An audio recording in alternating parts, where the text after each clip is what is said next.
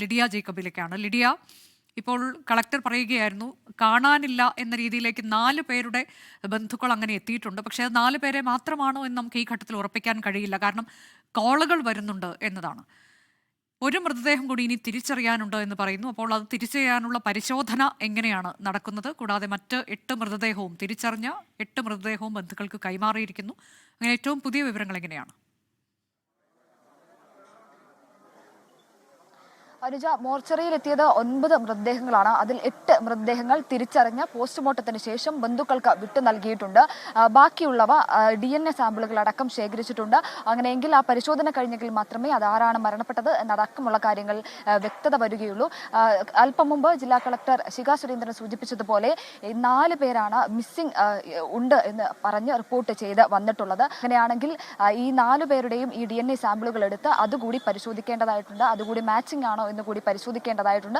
അതിനുശേഷം മാത്രമേ ഈ തേടിയെത്തിയ ആളുകൾ, അവരുടെ ബന്ധുക്കൾ, ഈ തേടിയെത്തിയ ആളുകളുടെ ആരെങ്കിലും, ബന്ധുക്കളായിട്ടുള്ള ആരെങ്കിലും ഇതിൽ ഉൾപ്പെട്ടിട്ടുണ്ടോ എന്നടക്കമുള്ള കാര്യങ്ങൾ അതിനുശേഷം മാത്രമേ ലഭിക്കുകയുള്ളൂ. എന്തായാലും DNA സാമ്പിളുകൾ ശേഖരിച്ചിട്ടുണ്ട്. 32 ശരീരഭാഗങ്ങളാണ് ലഭിച്ചിരിക്കുന്നത്. പിന്നെ കുറച്ച് സോഫ്റ്റ് ടിഷ്യൂസ് കൂടി ലഭിച്ചിട്ടുണ്ട് എന്നാണ് പറയുന്നത്.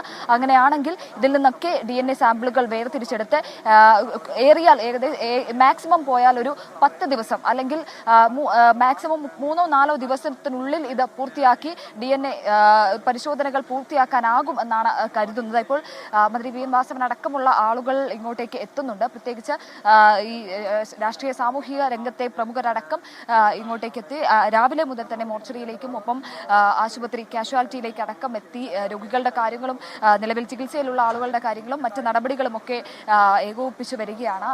ഇപ്പോൾ മന്ത്രി കെ രാജനും ഒപ്പം വി എൻ വാസവൻ അടക്കമുള്ള ആളുകൾ മോർച്ചറിയിലേക്ക് എത്തുന്ന കാഴ്ചയാണ് കാണാൻ സാധിക്കുന്നത്. എന്തായാലും മോർച്ചറിയിൽ നടപടികൾ പുരോഗമിക്കുകയാണ്.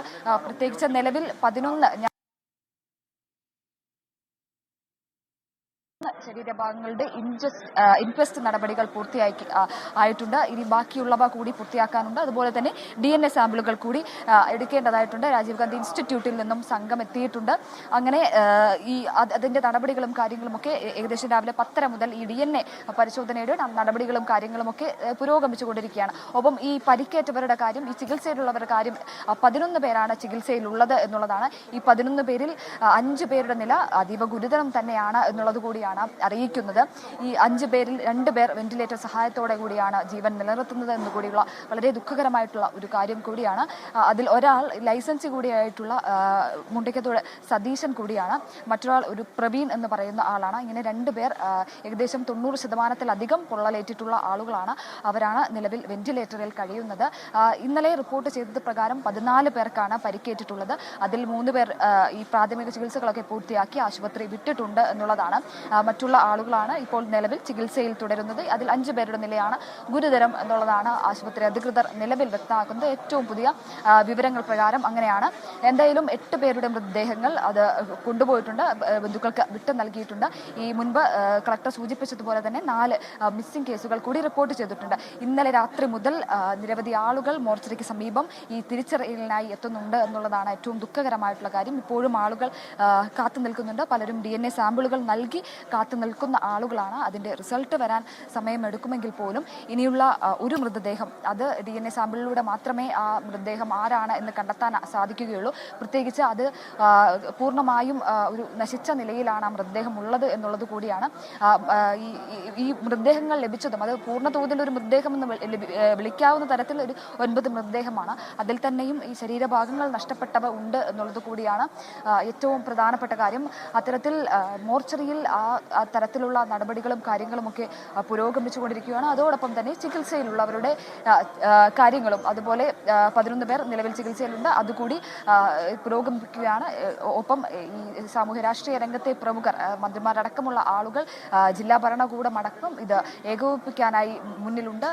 വളരെ കൃത്യമായിട്ടുള്ള രീതിയിൽ സമയബന്ധിതമായി എല്ലാ കാര്യങ്ങളും പൂർത്തിയാക്കാനാണ് ശ്രമിക്കുന്നത്. പ്രത്യേകിച്ച് ഈ പോസ്റ്റ്മോർട്ടം നടപടികൾ അടക്കമുള്ള കാര്യങ്ങൾ ദ്രുതഗതിയിലാണ് പൂർത്തിയാക്കിയത് എന്ന് വേണം പറയാൻ. ഏറ്റവും വേഗത്തിൽ ഇത് പൂർത്തിയാക്കി ബന്ധുക്കൾക്ക് വിട്ടു നൽകുന്ന അടക്കമുള്ള നടപടികൾ സ്വീകരിച്ചു. അല്പസമയം മുൻപ് ഈ ബന്ധുക്കൾക്ക് വിട്ടു നൽകുന്ന അടക്കമുള്ള നടപടികൾ കഴിഞ്ഞിട്ടുണ്ട് എന്നുള്ളതാണ്. എന്തായാലും അത്തരത്തിൽ ഇനിയിപ്പോൾ DNA യുടെ നടപടികളും കാര്യങ്ങളും ഒക്കെ പുരോഗമിച്ചുകൊണ്ടിരിക്കുകയാണ്.